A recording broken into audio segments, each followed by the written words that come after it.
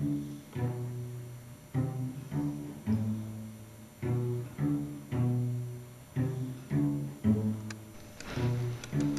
Duluth, Minnesota, there is a farmer who has learned how to draw blood from stone. He does so by balling his fists around them. He bottles the blood and sells it with brightly colored labels on late-night television ads as a cure-all for those without enough miracles in their bone. In Cranston, Rhode Island, a man sells fresh fish out of his 8-foot truck bed in a ditch next to the highway. And every afternoon, the traffic backs up all the way to Providence with people shouting and throwing dollar bills. He serves 4,000 a day, but somehow always has enough baskets of fish to feed the masses.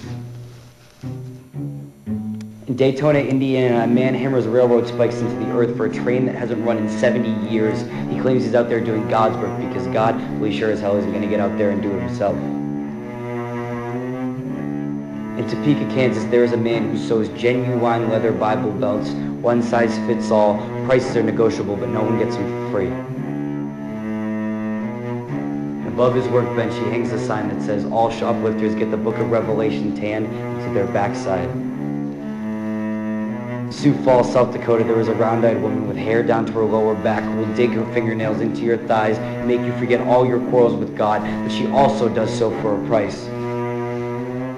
In Glendale, Arizona, a female activist has launched a grassroots website dedicated to removing the words "In God We Trust" from the dollar bill and replacing it with the karmic mantra, "Place your hand in my palm because we're all going home someday." In Spokane, Washington, there is a brown-skinned boy whose father was so often beaten for the headdress he wears that he questions if God is even a person at all.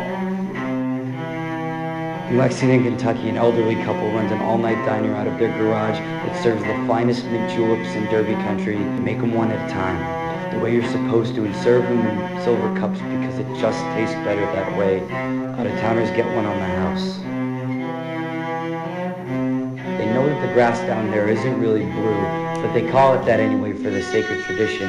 Little do they know that there are nights when under a dinner plate moon on the horizon spine, their backyard ripples sapphire just like the legends say. In Huntsville, Texas, there are 6 girls who trust in the open hand of God so much that it makes all the ugly disappear, and they lock arms behind the shed to make this promise forever that they won't let the monsters in the dark keep them awake anymore. But what they don't realize is all they're doing is using God's name as a shovel to bury those monsters deep inside themselves to one day grow into sunflowers of why, which will be punished by a fist that was once an open hand, and they are still so afraid of the dark. In Sarasota, Florida, a middle school teacher is on the verge of giving up because her students just sit there and don't even breathe when she asks them about God. In Baton Rouge, Louisiana, no one even questions it anymore. They all just bite their tongues and swallow the blood. No miracles there. In Des Moines, Biloxi, Kansas City, Hartford, Erie, Oklahoma City, Princeton, and Pierre, there is a little boy with a universe of questions and no father to show him what God looks like. So he draws pictures of himself in crayon, standing on a mountain, holding a sunflower to the sky. And what no one tells him is that he's got it exactly right.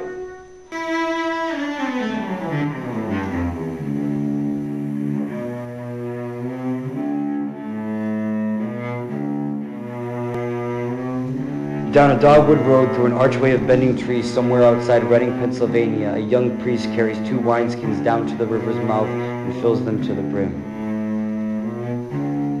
And as he suckles on their spouts, he lies in the down-feathered leaves of the evening, loosens his collar and talks to God. He knows that most people treat faith like a Faberge Egg. They keep it as an ornament, a trophy holding no purpose higher than to keep the mantle from looking empty.